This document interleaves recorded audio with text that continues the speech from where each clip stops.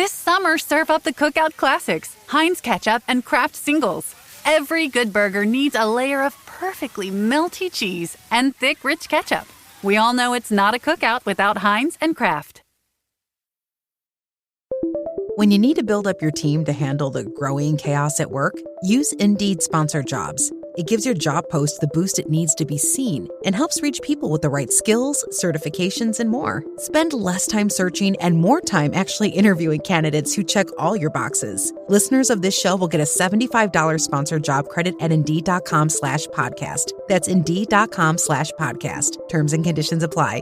Need a hiring hero? This is a job for Indeed Sponsored Jobs. If we knew more about our sleep, what would we do differently? Would we go to bed at a consistent time or take steps to reduce interruptions to our sleep? With Sleep Score, Apple Watch measures your bedtime consistency, interruptions, and sleep duration. Then, every morning it combines these factors into an easy-to-understand score from 1 to 100. So you'll know how to take the quality of your sleep from okay to very high. Know your sleep score with Apple Watch. iPhone 11 or later required.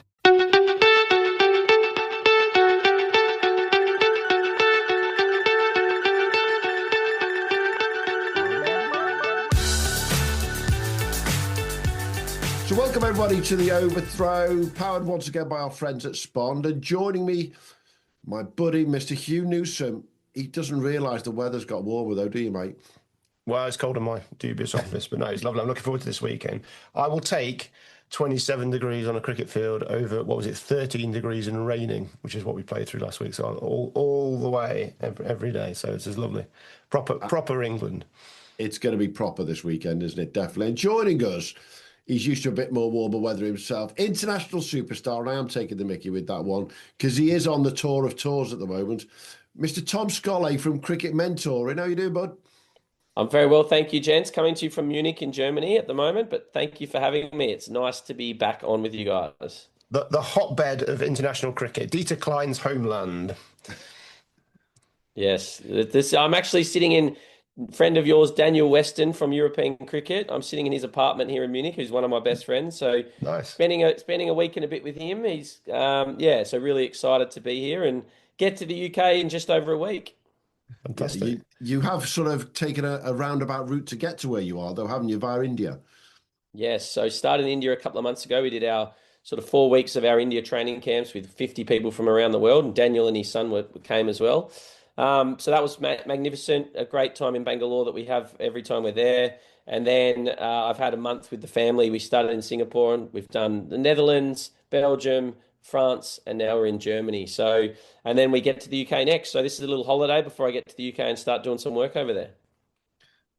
And you've actually had a month without cricket then? Well, I'm still doing lots of cricket things. I don't stop. So I'm still mentoring players around the world and still watching and following and doing some content and those sort of things. But yeah, just trying to, during the day, spend some time with the family and explore sort of other parts of the world. Football's homeland, away from the cricket. Are you heading down the soccer route there, Tom? Are we sort of going to say, could do a bit of soccer mentoring as well? No. Actually, soccer was the first sport I played and my first love, I think. But I realised I wasn't quick enough, wasn't big enough, and cricket took over when I was about 11 or 12, and it's been all cricket since. But I still love soccer. There's not much of a side in the Northern Territory, I wouldn't have thought. It's No, there was no pathway to get from Alice Springs in the middle of the country to playing internationally. So cricket it was, and I'm glad I went down that route, to be honest. Yeah, definitely. So you genuinely month in India, holiday month almost with a bit of work along the way. But then 1st of June, I think it is, you land here in the UK and you're head coaching at Crouch End. And I've got to say, the way they've started the season, we joked last week on our pod, do they need you? Mate, well, the weekend they did. The weekend just gone, they bottled it. They unfortunately were in a winning position and didn't get over the line. So, but to be honest, they're a fantastic group of players that is very well organised, very well run. I played there in 2019 and I think I've sort of set a few things in place back then to sort of change the culture a little bit. They're already a very successful side, having come up from the lower divisions and won, and then we were playing in Division 1 at the time.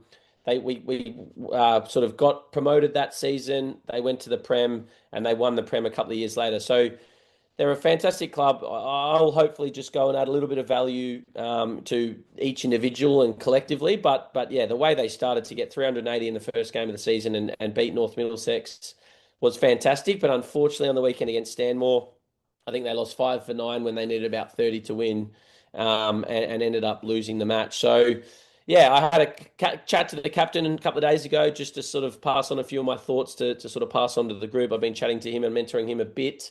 But really excited to get back to doing a bit with Crouch End once I'm over there. Yeah, and I think that the guy I'm excited to see where you take him next is the way I thought Prasad has started. The runs he scored against Wanstead in the national championship. Yeah, this guy's on fire at the moment, isn't he? Yeah, he is. Well, back-to-back hundreds. To get 100 on the Saturday in the first league game and then 100 on the Sunday was a weekend he'll remember forever.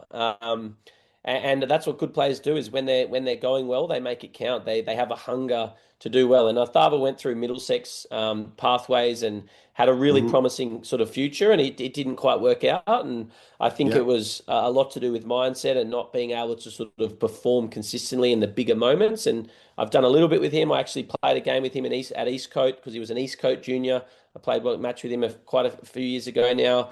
But then he moved over to Crouch End. When I was doing some coaching there a couple of years ago, he came and sort of shadowed me and listened to me coach, and sort of we had some time together. And he's the captain. He's the one I've been chatting to a fair bit, trying to sort of support him and help him as much as I can. But he's an incredibly intelligent young man. He's working in the city, and he's highly skilled. So hopefully, I can just help unlock the mindset for him and the hunger to just keep doing it week after week. Because I think when you start the season well, or when you're coming off runs, a lot of people can relax and just think, oh, I'm comfortable, I've scored runs. And I think back like to Joel Curtis when he was at Crouch End and he scored 1,300 runs in the Prem, and he broke all the records. One of my messages every week was, go again, come on, go again, do it again. Like, this is a new game, start again. If you get in, go big. And hopefully that's what Arthava can sort of replicate this year, and he can bring the group along with him. Is started the season so well, the monkey's off the back, you can play with freedom now, but have the hunger to go again and again and again and make it an amazing season, not just a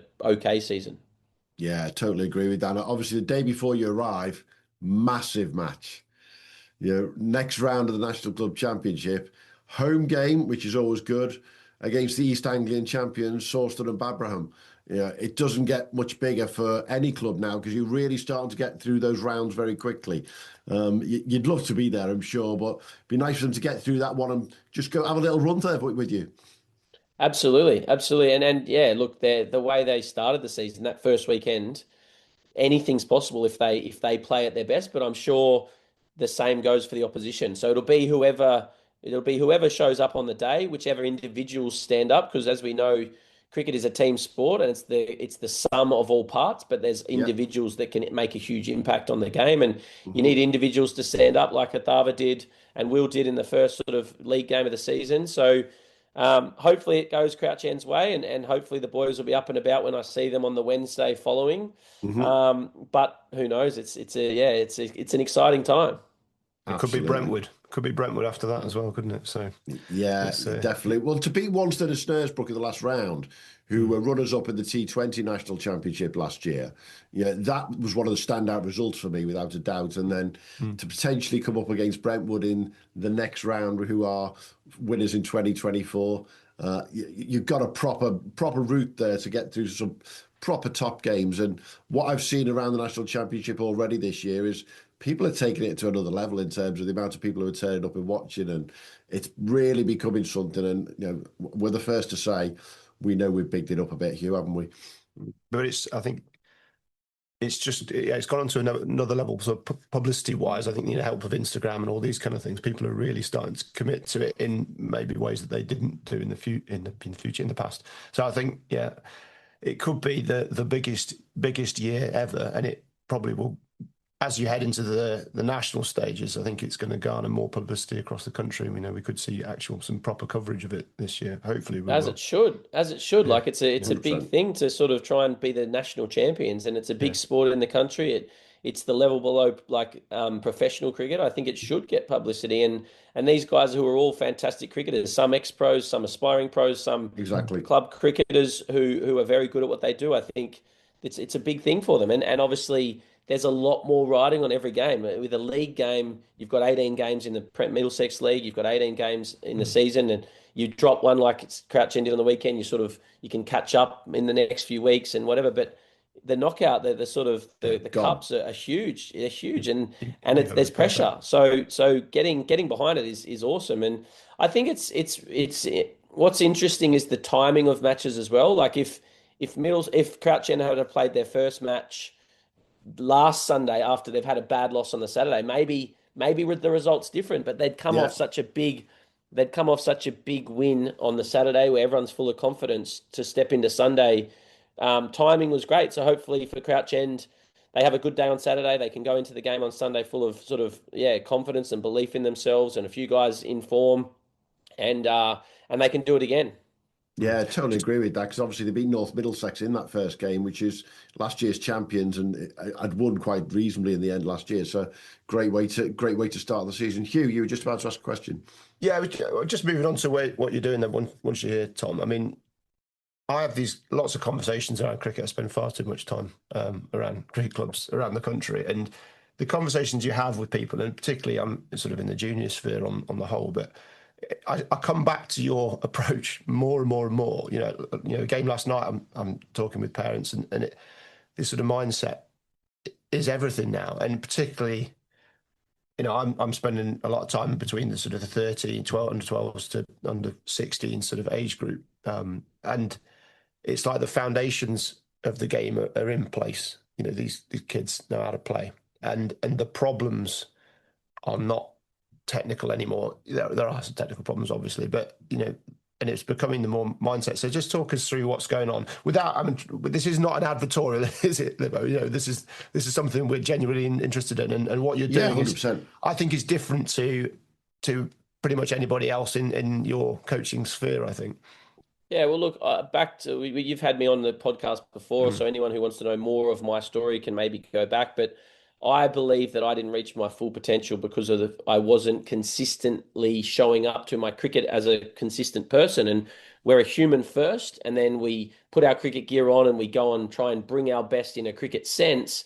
But we're still the human being that has thoughts and emotions. And for me, I didn't understand that as a starting point, because there was no social media. When I was a teenager, there was no people talking about it. So I just thought that the best players in the world who were on TV, they were different to me. And I didn't understand that everyone has emotion. Everyone sort of struggles, but they just learn how to deal with that. So I was able to make it to be a professional cricketer playing for Middlesex, but I was a very inconsistent professional cricketer, and my career was over very quickly. So out of my sort of struggles, I sat back and I started to be really curious about, why didn't I make it? Why was I living with Sam Robson, and on any given day I could be better than him, but he went on to play for England and has now played sort of 20 years as a professional cricketer. And back then I was like, I'm out of my career and he's playing for England. What's the difference? And I started really paying attention to just success in general, success in sport or success in cricket, then a broader sense success in sport, and then a broader sense success in life. And so there was more and more people talking about mindset and like dealing with emotions in big moments. And so that on reflection, I realized that I lacked that. And some of my mental framework was excellent in that I was a really positive person. I was always quite happy-go-lucky, but I did hold on to performances so much. My identity as a person was so linked to my results on the field. So if I did well, I felt like I was really valuable and life was great.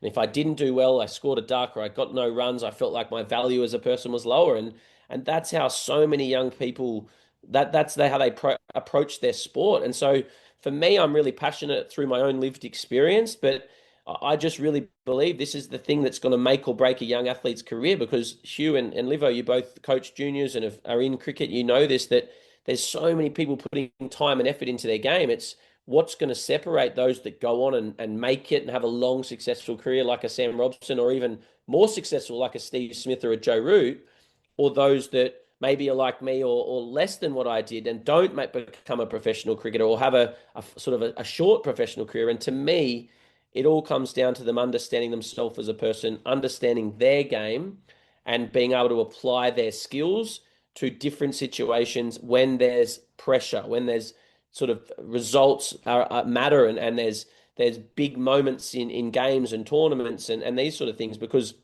anyone can perform at their best when there's no pressure, no consequence, not a sort of in the nets and those sort of things. So what I'm doing is I'm trying to get around the UK and share these messages. We talk about the 6 pillars of success, and so we're doing a sort of a 6 pillars of success presentation in about 20 different cricket clubs around the country, trying to reach as many different people, which is trying to grow our brand and our business over there, but impact as many people as we can and share the message that I wish I knew when I was younger. It's such a game of failure, isn't it, cricket? You know, the more time you spend around it, the more failure you see. And it's, you know, a typical scorecard is what, 9 failures? We're talking batting here, 9 failures and 2 succeed, you know, and that's a typical ratio, I think, for most weeks. And I think it's really hard, particularly for younger people, to grasp that, that, you know, just, I reckon for every, you know, total superstar, you know, maybe a Jacques Callis or something, there's a few freaks out there that have never had to probably take this on board, who've just had, you know, you might disagree, Tom, but there's apparent God-given ability, and who've never, you know, it's just worked for them. They've got to the very top without necessarily having too much failure. But for every, you know, maybe a Jacques Callis, and he might be a bad example, but you know, there might be 99 other superstar pros that have had to deal with all this and have found their way to it, and then dropping into the, you know, the lower counties, second 11 cricket. You know, I think, like you say, everyone's probably fighting the mental game more than anything else. Absolutely. And like Jacques Callis is one of the greatest ever, and he wasn't picked in his high school team. And he said, right? Yeah, he wasn't picked in his high school team. And I had HD Ackerman on my podcast, and he shared this story because he knows Jacques from South African days. And he said that Jacques said to someone, I'm going to get so good that they have to pick me. And he went and started working harder, and it was the setback that built the hunger in him. So I think that no one makes it to the top without a lot of setbacks. And especially, as you say, in cricket, like it's a game of failure. Even the greatest ever, like some of the greatest ever, Root, Smith, Williamson, Kohli, they all went 18 months, 2 years without getting international 100. And they were all doubting themselves. They were all struggling. They were all low on confidence. And it's amazing that once they sort of got their mojo back and they got one score, how the floodgates opened again. But every human has struggles. But I think the world's best athletes, which is what I'm always studying and trying to then pass on messages to those 12-year-olds, 14-year-olds, 16-year-olds, is say, this is what works for the best. Success leaves clues. They've all had so much struggle and setback. And I think that what they just do is they keep learning from it and keep moving forward, learning from it, moving forward. And eventually they learn that it doesn't define them. When they're teenagers, most people do have this identity sort of crisis where they think that every innings is going to impact their career. They're either moving closer to being successful or further away. And when you think that, every innings is so meaningful. But when you sort of step back and look at it, it's just one moment in time. And you could get 2 ducks in a row, and then 2 weeks later you get 200s in a row, and you're picked for the team you're trying to get into. And 2 weeks earlier, you'd got 2 ducks in a row and thought you were so far away from it. So it's just a funny game. And I think that the most successful players do really understand some fundamentals, and that it is a game. It is a game. And if you can enjoy the game, you usually are able to play at your best more consistently. Yeah, I totally agree with that. And I think it's one of the things I try to push into our juniors at our place all the time, is that enjoyment, number one. We had a classic situation last night where we've been tanked around the park, left, right and centre. And we then had to go out to bat against a team that we really shouldn't beat, full stop, end of story. And the lads are already talking between themselves going, well, if we just block and they can't bowl us out, and they'll get really bored. And I went, no, go out and enjoy yourselves. Have a look at a ball. It's a T20, and then smack one. And I tell you what, the moment they start running backwards on it, they're going to get a bit more wound up, and enjoy what you're doing, because there's nothing better than feeling that ball come out the middle. Far more than that, oh, it's a T20, we're going to block it out for 20 overs. And that enjoyment level from 14, 15, 16, if you can really get that into them, I'm a firm believer that by the time they get to 20, 25, it just sticks with them, doesn't it, Tom? Yeah, look, and I think most ambitious athletes, and we'll talk about cricketers because that's obviously what we all do, but most ambitious athletes follow a cycle where they start the game, they start playing the game, maybe a father or mother gets them into the game, they find enjoyment in the early days, and then they sort of, the parents start to support that. They might get them some coaching, or the kids play more and they go to the nets with their mates. They do it because they love it. And they usually have some success at a younger age, so that is part of the enjoyment. They get pretty good at it. And then they start looking at what's next. And when you get ambitious, you start losing a lot of the joy, because as I said before, every result impacts whether you're moving towards your goals or not. And so many athletes go through these teenage years where they're not really enjoying it, because and cricket is a game where your score is next to your name every time you do something. So it's either runs scored or bowling figures is next to your name. You play football or other sports, then the score's not next to your name, it's next to the team name. And you're not as judged by others. So every teenager opens Play Cricket or whatever the app is, NV Play, and they see their score and they see everyone else's score, and you're always comparing yourself. And so I think so much joy is taken out of the game in teenage years when you're just striving to get better, striving to make it. You forget to enjoy the journey, to enjoy it. And then I think the best athletes find a way to get back to enjoying the game, and they understand that, it's really hard. It's such a hard game, especially being a batter where you only get one mistake and your day could be over. Yeah. If you can enjoy it first, regardless of how usually you get better results. If you can find joy in what the game is, the uncertainty of the game, the fact that you're outdoors, you've got 27 degrees tomorrow, you're not at work, you're not at school. If you can enjoy the little things, being with your mates, competing, you can enjoy those things. Usually that gets you into a better sort of framework mentally and emotionally that then allows you to play at your best. But so many athletes have the equation around the wrong way when they say, when I do well, I'll enjoy it. But I say it's if you enjoy it, usually that leads to doing well. And you enjoy it more. You of course enjoy it more when you do well. You get to do your craft more. You enjoy it more. But finding a way to enjoy it before the results come, I think, is what the best athletes are able to do. And then you can see they walk out with a smile on their face. Their shoulders are back. Chest is out. They're relaxed. They're enjoying being at the ground, not just when I get 100, I'll have fun after the game sort of thing.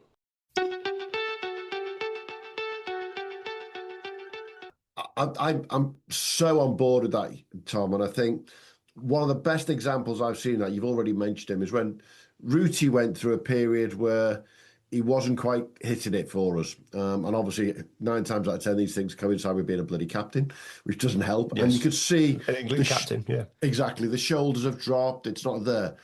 The moment Rooty started to find that love for the game, he does a couple of things when you watch him very carefully. And we were talking just off air beforehand, because I'm on analyst duty a lot of the time these days, you're watching what's going on. And I love watching Rooty when he's bored. Because all of a sudden, he's jogging around the pitch, he's throwing the ball, he's enjoying it. There's a video out there of him doing a bloody cartwheel while he's fielding. And he wasn't doing that when he was struggling. But he's now come back to it. He's enjoying being out there with his mates. And all of a sudden, he wants to do it. And I see that with Harry Brook week in, week out. He just wants the ball in his hand. He's never going to be an international bowler taking 300 wickets. But actually give it to him. And you can just see the enjoyment. And grabbing that, it just shows that it doesn't have to be a 12-year-old. It can be a 30-plus-year-old and one of the best batters we've ever seen. They can lose it, and it's just grabbing that back, isn't it? Yeah, absolutely.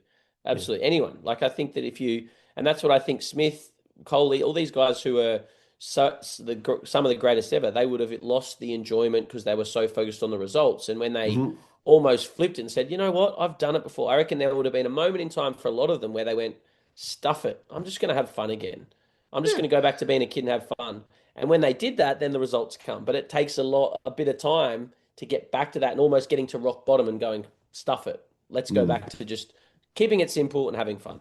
There's a really good podcast that you probably aware, the Business of Sport podcast. I spent a lot of time listening to over the last year or so. And Tymon Mills is on this week. I just listened to it yesterday. And he's got a really great point.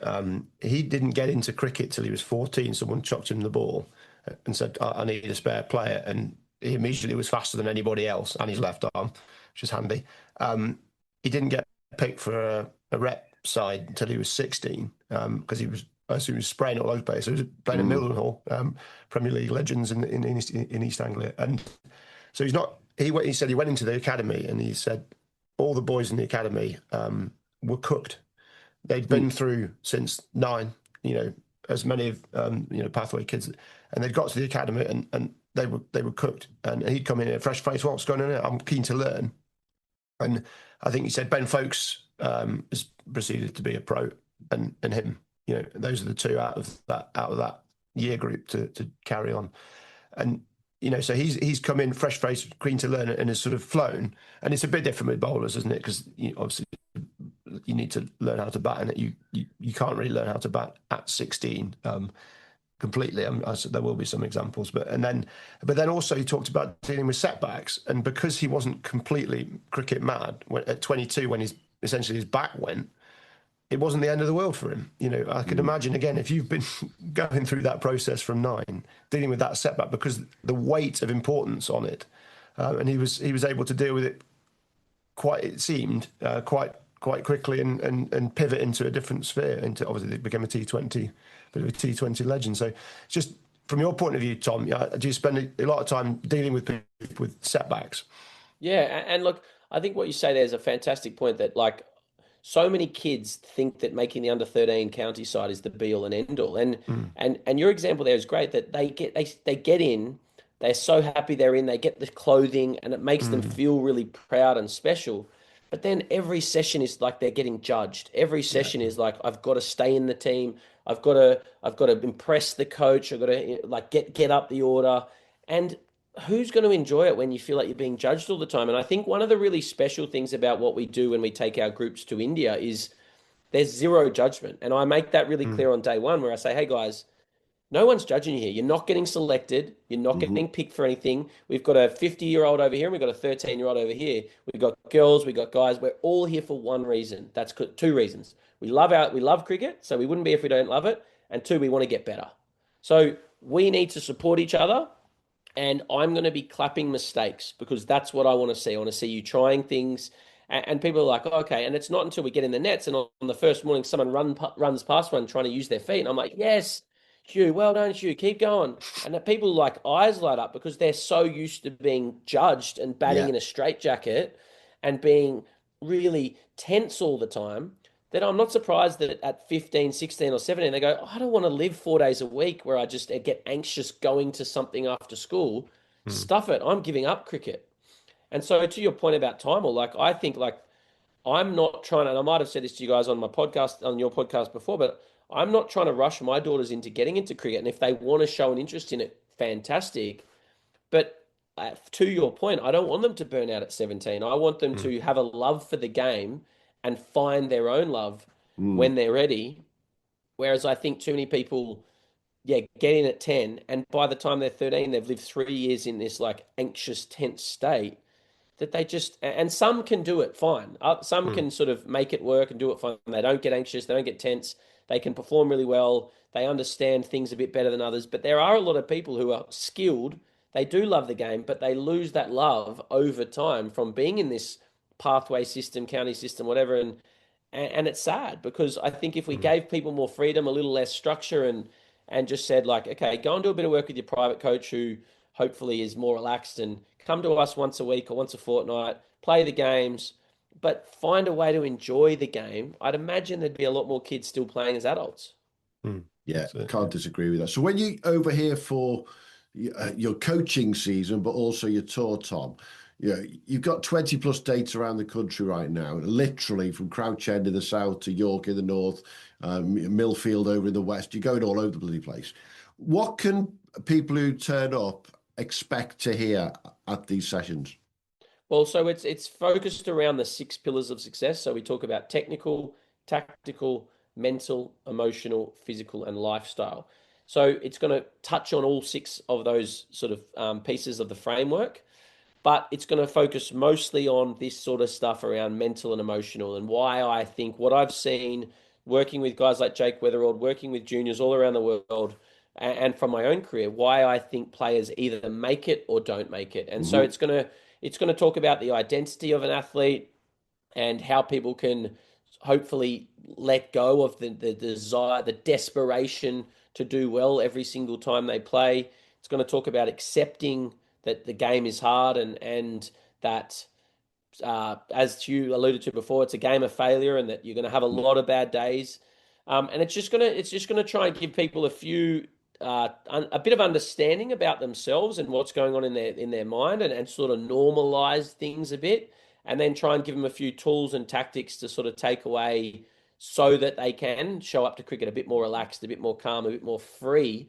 Because the difference between playing freely and playing with fear is huge. Yeah. And you watch players in the nets generally, and I talk about county pathway stuff. Maybe a lot of kids aren't playing freely in the nets when they're getting judged by the coaches, but generally they're more free in the nets than they are in a game, because in a game there's a consequence and a scoreboard, and the brain can't be tricked as to when there is and isn't a scoreboard. In the nets, there's no scoreboard. In the game, there is. So a lot of people aren't able to get to their best in a game when there is a scoreboard, when there is consequence. And so what these sort of presentations will sort of touch on and share is how players can understand themselves better so that they can hopefully bring their best to the game more often and play with freedom, move from playing with fear to playing with freedom, and therefore execute their skills, make better decisions and execute their skills more consistently. Yeah, you spent a bit of time with Steve Smith over the last couple of years. You know, he's one of the unique individuals in world cricket in terms of his mindset. You know, what's he doing to achieve what he's achieved that others maybe aren't? Because you watch him and he's just a unique character, and it seems he's so into the game. It's such a, I don't know, it's a level of focus, but it's also when he's batting, it's almost like he's not focused, if that makes sense. He's almost in a different sphere. The game is happening around him and he's just doing his own thing. Well, look, I've known Steve for a long time. We're a similar age. We played junior cricket against each other. Sam Robson connected us when we were in our early 20s. They're both from Sydney. One of Steve's best friends, Rootsy, is one of my best friends. And so I've started doing a bit of cricket stuff with him over the last few years, but I've known him for a long time. He's a different guy. He's quite a shy guy. Like he's not an outward extrovert, overly confident person in general. But I think I share a video of Kobe Bryant answering a question that I sort of got from Instagram, where they said, someone asked him a question, said, what is it that all the great athletes share? What's the trait that all the great athletes share? And Kobe goes, it's easy. It's love. We love what we do. We love the craft. It's not the championships. It's not the trophies. It's the love of the craft. And that's why we do it all the time. We watch the tape because we love what we do. We prepare better than others because we love what we do. And to me, it's been very well documented how much Steve trains and how many balls he hits. And I think it's because he loves it. And he's like, well, this is what I want to do. I don't want to go and read a book. I don't want to go and walk in a park. I want to hit cricket balls. So I'm going to do that. Yeah. And so and as he's gotten older, he's tapered back the volume, but I think, and Justin Langer spoke on a podcast about how Steve's such a good problem solver in games because he's solved all the problems before in the nets because he's trained so much. So I think that he is just a great thinker of the game. And I think that he's a great thinker of the game and his game and how he can apply his skill sets to each situation. I actually had dinner with him a number of years ago in Perth, the night before he played against Pakistan in an ODI. And he basically laid out what was going to happen the next day. And he said, last game I walked across my stumps and they were bowling because I knew they were going to bowl really wide. So I was carving everything through the offside. I think he got a few runs in that game. He goes, then I got pinned LBW because I was getting across my stumps. So he goes, I know they're going to come at my stumps this game. So he goes, I'm going to get across my stumps again, but I'm going to be more balanced and ready to hit them through the leg side. And that's exactly how it played out. And he got 100 that day. It was almost like he just sort of, and you can never be 100% sure, but it's almost like he was aware of what was going to happen before it did happen. So but in saying that, a really interesting story that I shared on my podcast was so when I was with the Sydney Sixers in December and January, it was January. It was after the series, the Ashes had finished. He came back to the Sixers, and First ball of the match, he ran down and hit Cooper Connolly for 6. First ball he faced, not the first ball of the match. Hit Cooper Connolly for 6. And it was incredible shot. He goes into the pitch, but he absolutely pumped it over long on. And then he couldn't get any strike. He was off strike, and I think after the 4-over power play, he faced about 4 balls. And I said to him after the game, Chum, why don't you take first ball? And he sort of giggled and goes, well, I don't feel like I'm a proper opener, so I don't want to get out first ball. And I was like, this is the guy who's one of the greatest ever, and he's still got an insecurity around getting out first ball of the innings, so he doesn't want to face first ball. But yet, when it's his first ball, he has the incredible courage and trust to go run down the wicket and hit the first ball against the spin for 6. So he's got insecurities, but when he taps his bat and he faces up, and I said, oh, well, you always planned to hit that for 6. And he goes, no, I just ran down and he threw it up so it was gone. If he'd gone faster, I would have just clipped it into mid-wicket. So he has this an incredible ability to make decisions in the moment. Mm-hmm. Like, it wasn't a premeditated shot by the sounds of it, but he also has this trust when he's tapping his bat, even though he's a bit insecure at times leading into the game. And after the game, he's talking about, oh, I'm not an opener. He has this trust and ability, which I think is just through volume of work. And that sums up, it doesn't matter what level these players are coming to you at, whether they're under 12, 13, 14 to Steve Smith. Like you say, one of the greatest of all time, he'll go down for, full stop, end of story. I'm picturing a junior now who gets out first ball, and you can see, the head goes down straight away. It's like, I always go back to what Teague Wiley said to us 2 years ago, Hugh, remember? You're going to get out more times than you stay in. Just get on with it. It's just one of those things. You're going to get out. If at the end of the season you've got more not outs than you've got outs, generally there's something wrong there. There's something very strange. Too far down the order. Exactly. And all of a sudden you should be batting 6 or 5 or 6 when you're batting 8, 9, 10. That to me is where the difference is up there, isn't it?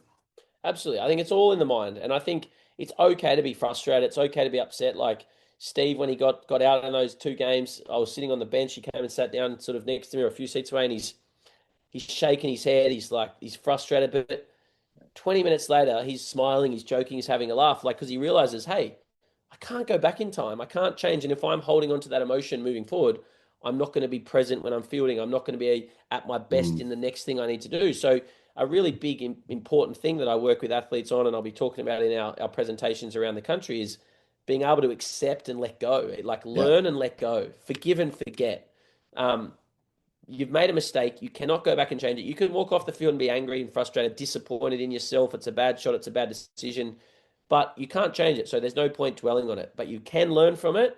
But the best players what I understand is they learn from it and they let it go and they forget about it. I've heard sports psychologists talk about, if you ask the best athletes in the world about a failure from 2 years ago, they'll struggle to remember because they almost delete them. They want to keep building up their success and filing away all the good times. And you said, tell me about 100. They'll be able to tell you quickly and easily because they're trying to build themselves up rather than bring themselves down. Whereas so many kids and less sort of successful athletes, they're focused on the negative. They'll go and get 100 or do well, and they'll be like, oh, yeah, whatever, I should be doing that. They almost delete the good ones and hold on to the bad ones, and they always feel bad about themselves. Yeah, totally. And with juniors in particular, I find that if they've got out, they might have scored 36, they might have scored 20. They'll remember that bad shot when actually they've played some of the best cover drives that I've seen them play all season, or they've smacked a 6 further than anyone else in the game. But they'll come out with the shoulders dropped and like, that was great. I loved it. I love watching that. You got out. So what? Yeah. Yeah. And but at the end of the day, they've got to try and find joy in it and not need any other validation. That's another really important thing is, I see a lot of kids who they play a bad shot or they get out and first thing they do is look for their dad. And it's like, what's dad going to say? What's my dad going to say? What's he thinking? Am I going to get grilled on the car home? My dad's not going to love me anymore. And it all comes back to, and I could talk for hours on this and I'm conscious of time here, but it all comes back to feeling loved. And as a human, as a kid, all we want is love from our parents and for them to want us and care about us. And kids feel like they are loved more when they do well because of the way the parent behaves. The parent says, yes, well done, little Johnny. come, let's get ice cream. You got 25 today. You're retired. What an amazing day. Let's go and celebrate all that work you've put in. And the parent is excited, but they're not able to handle that excitement. And then the next week, little Johnny gets out second ball, and dad goes, little Johnny, what are you doing? And dad is trying to do the right thing. Dad is trying to help. No parent is being malicious, but doesn't understand the impact that has on his 7-year-old, his 8-year-old, his 9-year-old. And then the kid feels, oh man, I've let my dad down. He's disappointed. That means I'm disappointed. And this cycle goes on for the rest of their life. And often, again, we talk about kids quitting or not going on playing. They're like, I don't want this car ride home anymore. I don't want to disappoint my dad anymore. I'm done. I'm quitting. Now I can't disappoint my dad anymore. Yeah. And it's really sad because every parent, and it's generally a father, but not always, but generally, every parent wants what's best for their kid, but they don't know how to act. And that's another thing I'm going to be talking about in these sessions is aimed at parents, is how you can best support your young athletes. And it's something I've spoken a lot to Nick Bentley, who you guys know, Jackson's dad, and he talks about how the impact that's had on him and the impact that's had on Jackson, where Nick just sits back and it's like, yeah, it's a tough game. He might get runs, he might not. Like, so what? Like, and we've had this conversation for years now, and I think it's so powerful for parents to understand that, because the kid, it's a sad thing to see. The kid gets out and he looks over and goes, oh no, I've let my dad down today. And they feel this level of guilt. They feel this level of disappointment. And if they just knew that dad loved them no matter what, and dad was going to be the same person in the car where they got 100 or got a duck, the kid probably could let go of the failure much easier. Yeah, definitely. It transitions and it goes the other way though, because when I had 2 small children, my wife was grumpy if I stayed in. It's like, she's dealing with 2 kids running around the place. If I had an innings and I was out there for a couple of hours, she was annoyed. If I got a goal, and she was happy. She was very happy. You could come and help. That's the transition point, yeah. But you got to get to about 30 and have 2 small kids for that. So yeah, bit of a way off. So you're over here in a couple of weeks' time, Tom. You're up and down the country, left, right, and centre. Where can people find details to book tickets for these presentations, these get-togethers? There's going to be a Q&A at them as well. Where can they find the details? So on our website, cricketmentoring.com/presentations. So cricketmentoring.com/presentations. We've got all the dates listed there, a bit more about what it is, our 6 pillars, etc. So yeah, all over the country. I'm at Crouch End most Wednesdays. That's my role with them, is coaching them on a Wednesday evening. I'm going to be doing some one-to-ones there for anyone who's interested. Then I'm up and down the country doing the presentations and some coaching as well. So yeah, check it out. Check out the dates. Hopefully we're coming to a city or a place near you, and hopefully we can have a few of your listeners come along. They're not specific. They are at a lot of cricket clubs, but they're not specifically just for people of those cricket clubs. No, they're open events. No, they're open events. Anyone can come. You can purchase a ticket. Your ticket gets you in. We've just got certain clubs hosting us, but anyone is able to come. We do have 2 or 3 closed events where they are specific just for that club, but we're not selling tickets for them. So anything that's got a ticket available on the website is open to anyone.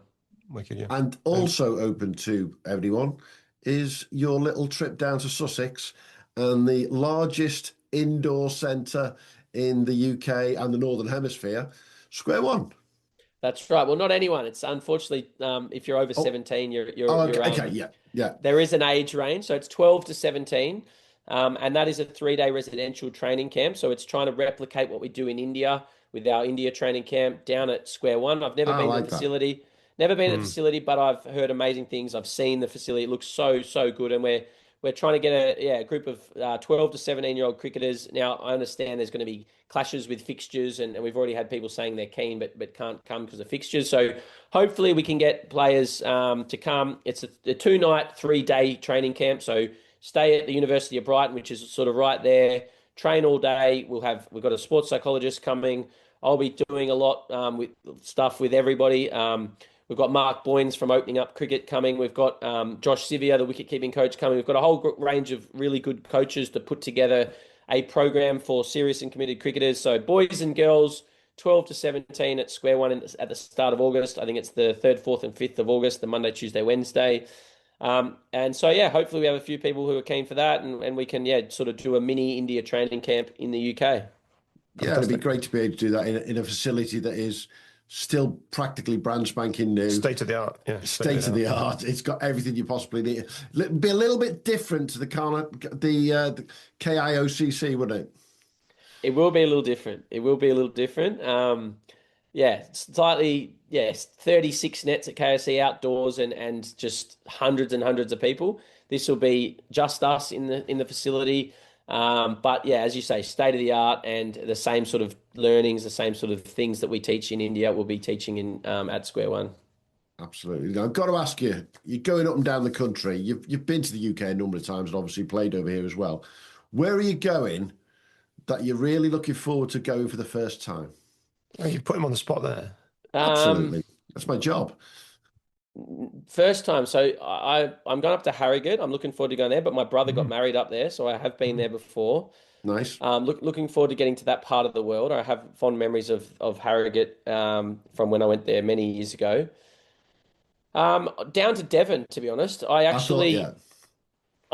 sort of booked a day of, I've got a session down in Devon, and then I'd booked to come straight back up to London. But then upon reflection, and I've got my family with me, I've shuffled a few things around. I've moved a date at Richmond Cricket Club, and I'm going to miss one of my sort of Wednesdays at Crouch End so that I can have 5 nights down in Devon. So I have been down to that part of the world before. My wife's cousin got married down there, but yeah, just to sort of be in and around Devon, I think is somewhere that I haven't spent much time, and I'm looking forward to having a little bit of time with the family down there.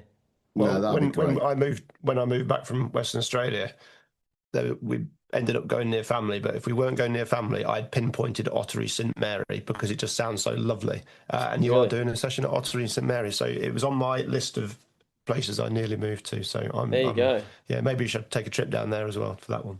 Come along. That's a long day trip for me and you, Hugh. Trust me, that's a long day trip, definitely. It just sounds so lovely. It sounds idyllic, doesn't it? If you talk about England, if it's called Ottery St Mary, it sounds class. And like, you were over here a couple of years ago, Tom, and I know you did loads of one-to-ones when you were over here a couple of years. Have you got them on the back of these shows as well? Yeah, absolutely. Yeah. So most clubs have allowed me to just use one net. And so wherever I am, most sort of cities or clubs, I'll be doing one-on-ones for those that are interested as well. So previously, that's what we've sort of offered. This year, we wanted to sort of promote the 6 Pillars presentations first and foremost, because that's what we're most passionate about. What I want to sort of get those messages across to people first and foremost. But then, I'll be doing some one-on-ones, a handful of one-on-ones at each location. So again, people can reach out via Instagram or via our website, or email Lindsay at info@cricketmentoring.com if you're interested in some coaching while I'm in the UK. Fantastic. Totally. And obviously, if you didn't pick up on where to get this information from, everyone who listens, everyone who watches us, you know where to find us. And come through us, and we'll pass you to the right people, to Lindsay or to Scolls himself. Yeah, and there's bound to be 1 or 2 places around the country. And we know that 2 years ago, there were people travelling 2-3 hours to come and have a one-to-one with you, Tom. So let's fill those spaces around the country and get some absolute top quality. And you never know, we might just find the next Jake Weatherald. Maybe. Well, thank you for those kind words, and hopefully we can get a few sessions in. We've got quite a lot of cricket mentoring athletes over in the UK already, from our India tours, from our academy for overseas cricketers, from our cricket mentoring community, but always really keen and people. It's amazing what social media does with us posting a lot of content over sort of 10 years now. We had, as you say, I was coaching in Surrey at Esher, and I had a guy drive from Leicester for a 1 hour session, and he was an older guy who took a day off work, and he was just like, I've been following you for years and really wanted to meet you and hear your thoughts on my game. And I think he was in his late 30s and playing Premier League cricket up there. But amazing what social media and podcasts now and these sort of things do. So hopefully we can, now that I'm traveling around the country, people will travel a little bit less, but love meeting new people and sort of understanding and getting to know them a bit. Absolutely. Fantastic. Can't wait to see you back over here, Tom. Be great to meet up a couple of times. I know there's a couple of occasions you're in this area, then we'll definitely be meeting up, and maybe a little bit further as well. Awesome. Well, thanks for having me, guys, and love what you're doing. Love the sort of impact you guys are having over there. So thanks for having me on. Thanks, Tom. Cheers now.